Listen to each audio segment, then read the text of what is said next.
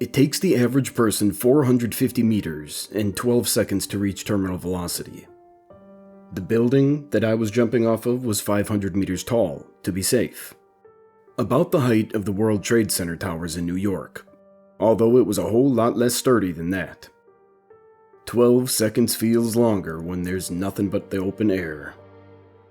I counted the seconds with single-minded intensity, like I had been trained, refusing to let a single one slip through my fingers. 1, 2. The moment where my feet left that tower was always the most disorienting. I had done this dozens of times, but there was always that moment of instinctive panic, where my lizard brain knew that I was about to become nothing more than a smear of blood and viscera. I was hurtling towards the ground at terminal speed without a parachute, and that sort of fear isn't something that just goes away. I love it. Honestly, it's a rush that nothing else can match. 6, 7. I knew I was screaming because of the soreness in my throat, but I couldn't hear it over the sound of my thundering heartbeat. The sky, previously boundless, lost its infinity to the dirt below. 10, 11. I could feel something changing, see the wrongness in the wind currents. There was a boom that resonated in my bones, and just before I hit the earth, I shifted just barely out of sync with the rest of the world. 12. Freefall. Let's back up a little. Actually, let's back up a lot, all the way to the beginning. The theory of the Big Bang is, at its core, the idea that everything was created in the debris of an explosion. An explosion that we're still riding the waves of billions of years later.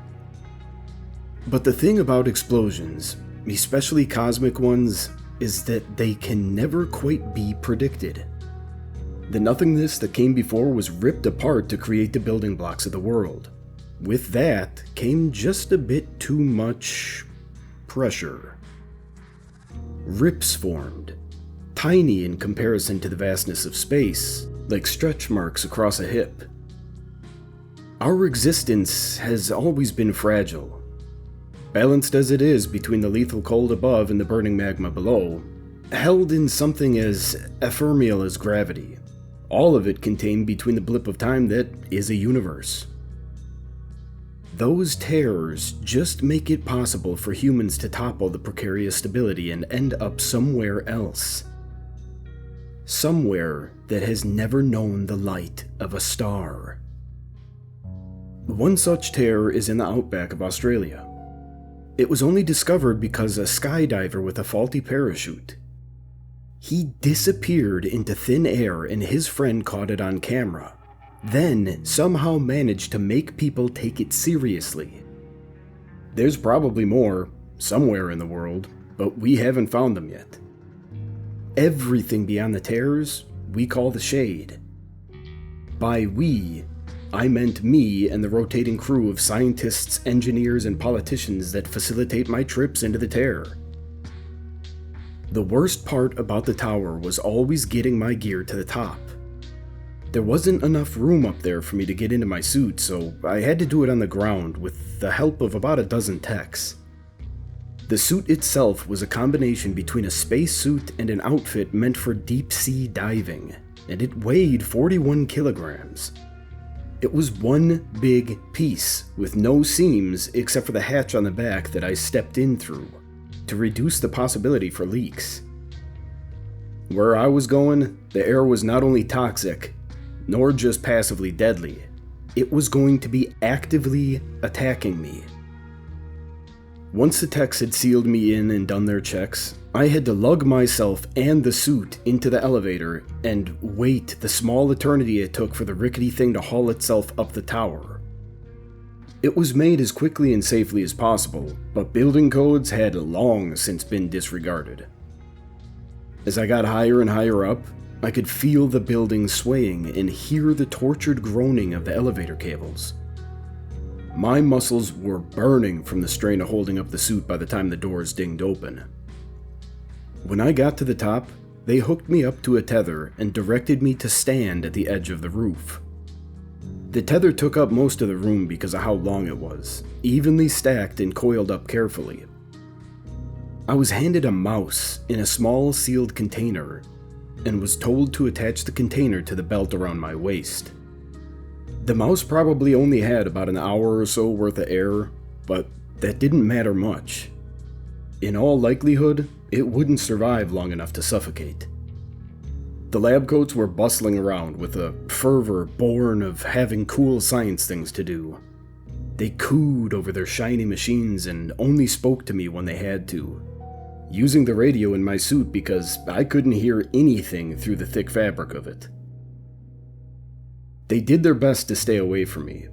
It was subtle, but I noticed it in the way they kept a foot of distance at all times, the lingering glances, the refusal to turn their backs to me.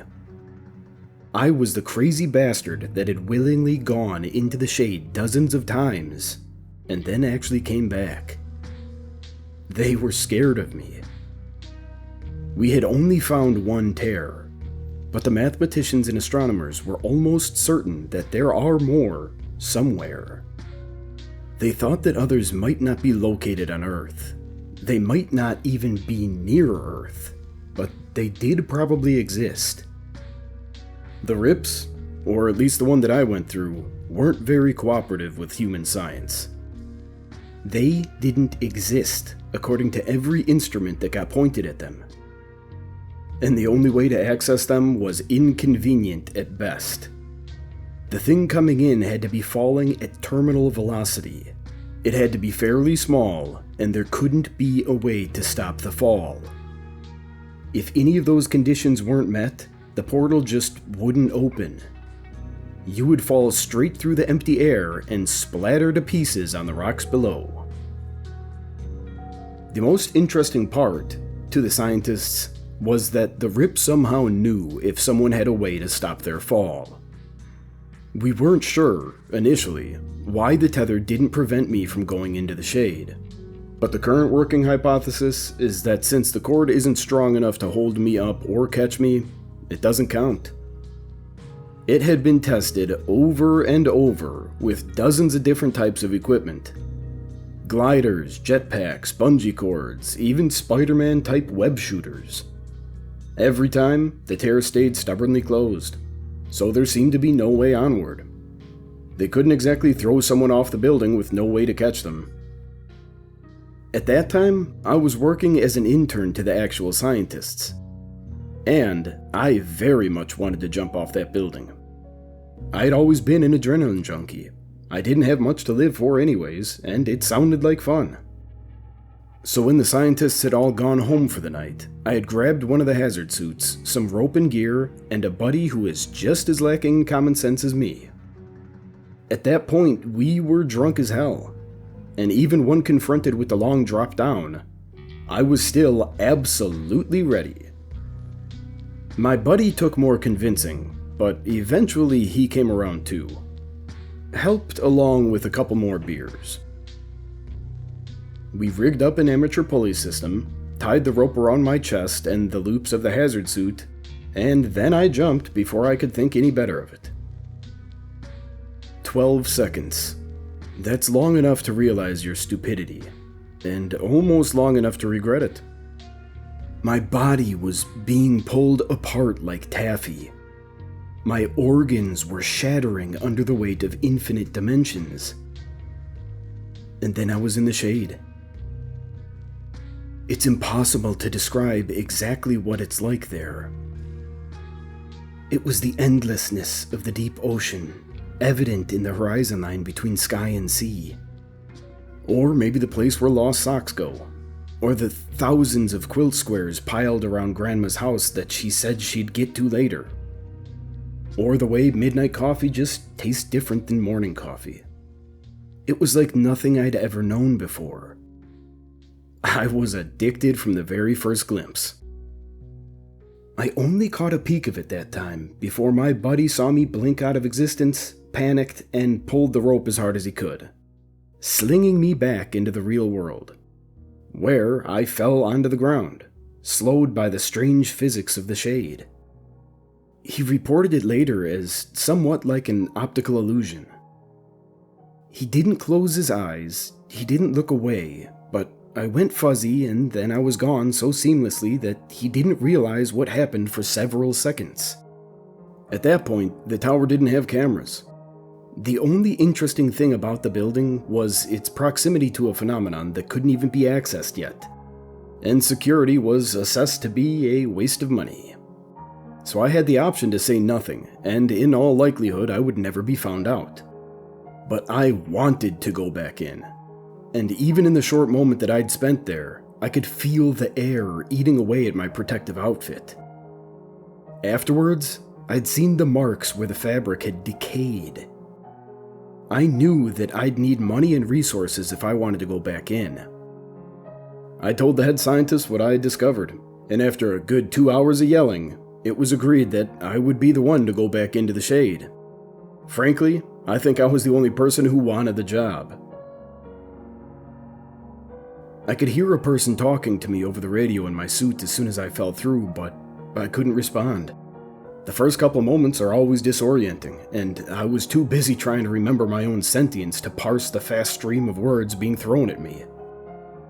I've been describing it with metaphors because it isn't just a physical place. I perceive it through thoughts just as much as I do through sight. But I think the closest thing on Earth is the open ocean at night, where the sky and the sea merge together in the distance, and everything is completely dark because the stars are covered by clouds. When I'm in the shade, I fall towards that horizon line forever, skimming over the waves and dipping my fingers into the water. Ben? The man on the radio said. Ben, come in. This is Miller. Talk to me. I'm not Ben. I giggled, the adrenaline rush making me giddy. I'm Agent Splat. There was a long moment of judgmental silence, and I cleared my throat awkwardly before Miller seemed to decide to just move on. Are you in the shade? Yeah, I said. To me, it felt like I was just floating, but I knew from the readings on my suit and tether that I was in fact falling, very fast, and getting faster every second. Miller made a sound of approval. Okay, then release the mouse when you feel ready. I acknowledged him and unhooked the compartment from my belt. It was made out of clear glass, so I could see the mouse inside, small and white-furred. The way it cowered against the floor of its cage made me feel slightly guilty. I had had a couple of pet mice as a child, and I knew that something bad would happen when I opened the container, even if I didn't know exactly what that would be. Still, I had a job to do. So, I pressed the button on the side and exposed the mouse to the shade. Instantly, its fur started to decay, flaking away from its body. When all the hair was gone, it was like the shadows around me reached out and sank into its skin. It squealed in terror, black streaking across its skin like a lightning bolt. The muscles under its skin bulging and contorting. I could see shadows in its breath every time it exhaled, its tiny chest heaving. It turned to look at me, its eyes red-rimmed with the darkness of the shade, and crumbled into dust. The dust billowed out and settled onto my gloved hands. Report. Miller asked, his voice uncharacteristically gentle. Are you hurt? My hands were shaking, sending up little plumes of dead mouse dust. I'm okay. The mouse, it's dead. Obviously. Miller said, his concern overwhelmed by irritation. We knew that would happen going in. Details, Ben?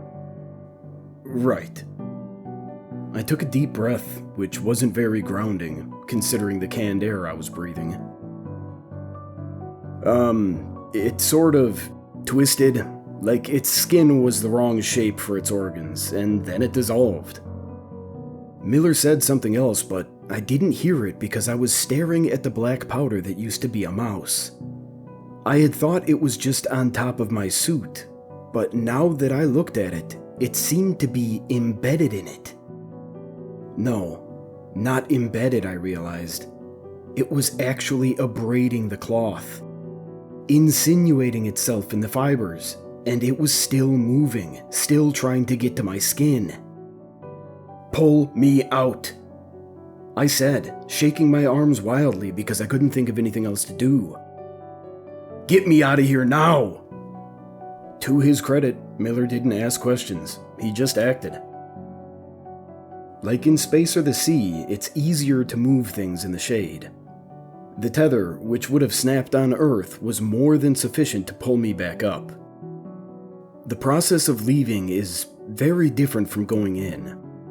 Just the intention of exiting and the cessation of falling seems to be enough, with no regards to how far I actually fell into the shade. It only took a couple of seconds of the scientists back home pulling me up with the tether for the world to shift again. But they were the longest seconds of my life. I could do nothing but wait as my suit got thinner and thinner, and then tore entirely, an instant before the world shifted again and I was back on Earth. I curled into a ball on the ground, getting dirt all over my suit and screaming from the pain. I spent 3 months in the hospital. The doctors had never seen injuries like mine before. They had no idea how to treat me. The wounds were worst around my hands, where the air of the shade had entered, but they covered my entire body. They felt like burns, and they came with vertigo so severe I couldn't stand up, and waves of dark dread that traveled up from my fingertips. They looked like shadows shifting under my skin, but were strangely flat like a tattoo. I was kept hydrated and given pain medication that barely helped. But other than that, there wasn't anything that they could do for me. I just had to heal on my own, which I did, laboriously slowly. The shadows never went away entirely, but the pain did, eventually. And they disappeared from everywhere except my hands, wrists, and fingers. It might be more accurate to say that they collected around my hands, pooling under my nails and making bracelets around my wrists. My hospital bills were all paid for, and in return I spent hours undergoing every test under the sun. They didn't exactly keep me prisoner, but they locked the door during the night. As soon as I could move on my own, I snuck out of my bed at midnight and wrapped my fists in blankets. Then, I punched the window as hard as I could. I felt the impact up my arm, which was still shaky and weak, and the glass barely cracked, but I kept going. I was done with the shade. I wanted nothing else to do with it. The hospital was built under the assumption that people would want to stay inside, not run away, so it was easy enough to leave without being seen. I withdrew my meager amount of savings, covered my hands with long gloves, and got the cheapest train ticket I could find. I just wanted to get as far away as I could. The train thundered across dry dirt, over a small creek, around a mountain, and with every mile, I felt safer. Soon enough, the train went dark, all of the other passengers settling down to sleep.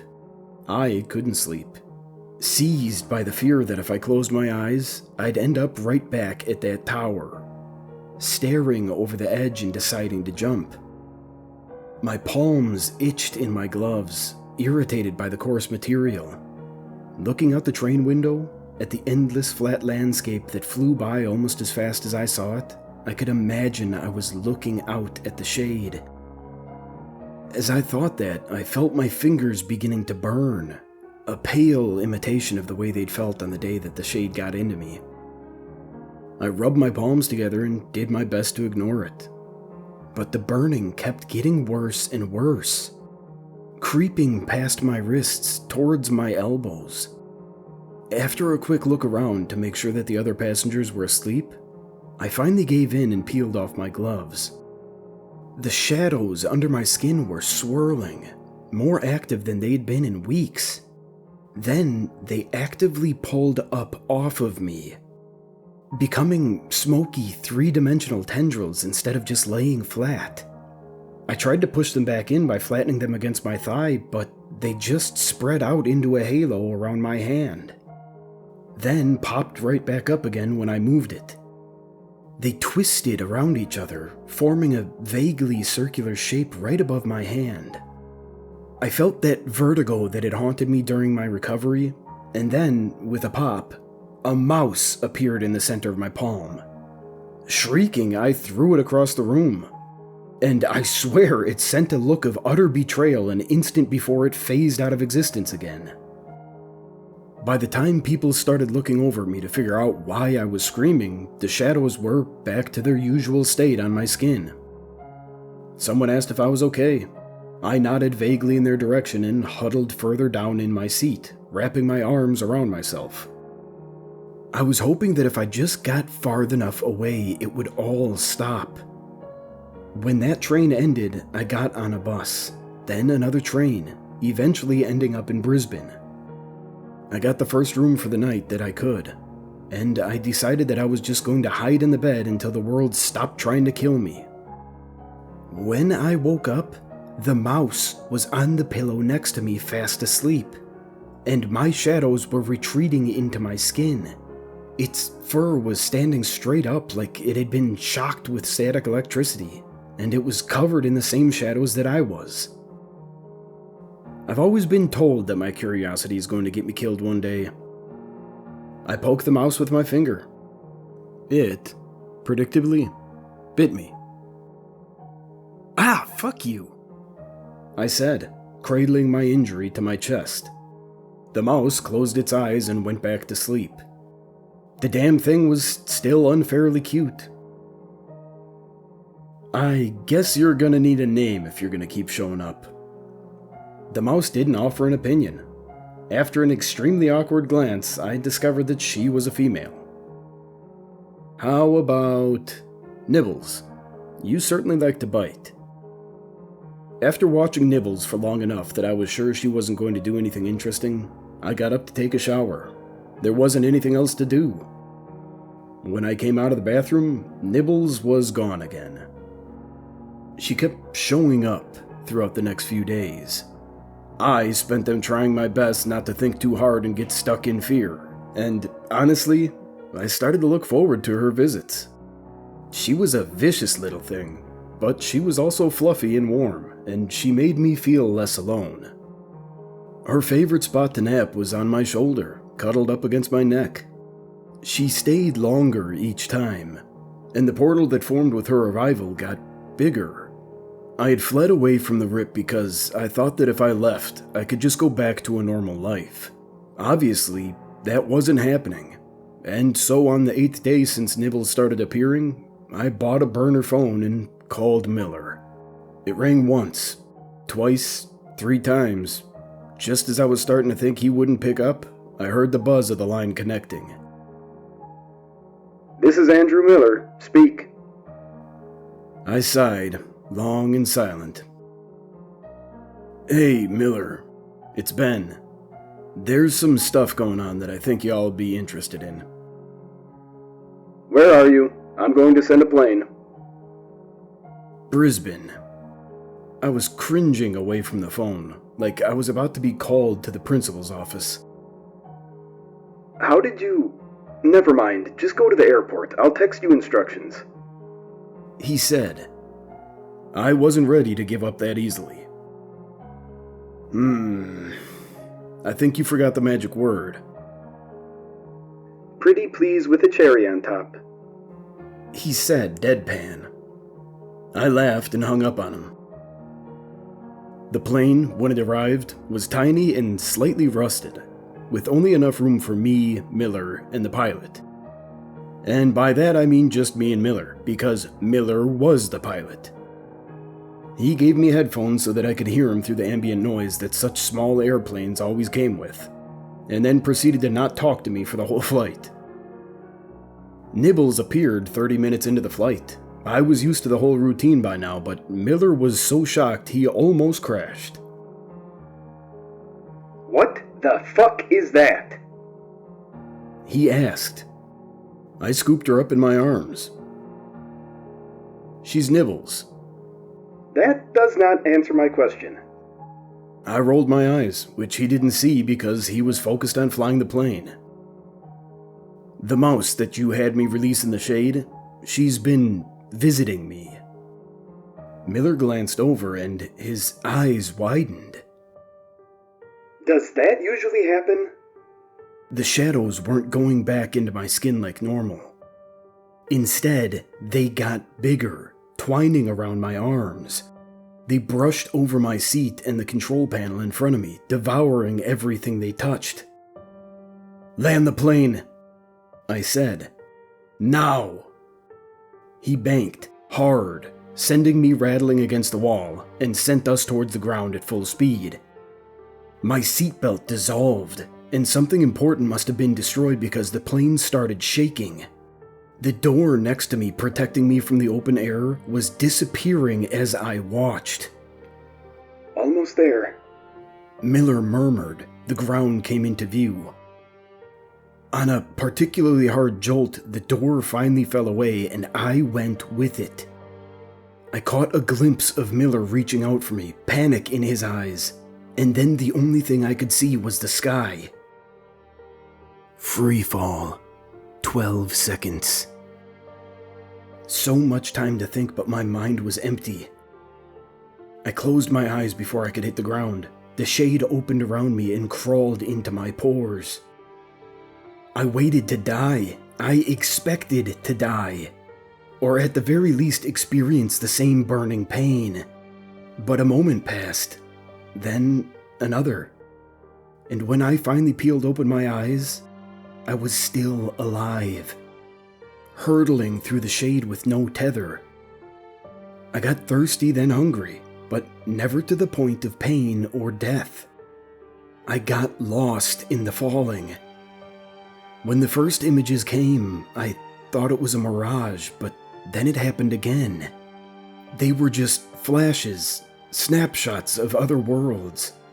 Crystal trees, burning air, dinosaurs that talked like humans, a civilization on the brink of collapse, another just beginning to grow, fields of animals grown like wheat, a wall bisecting the earth, colonization of the universe by a race of lizards, wastelands and paradises all connected by the shade.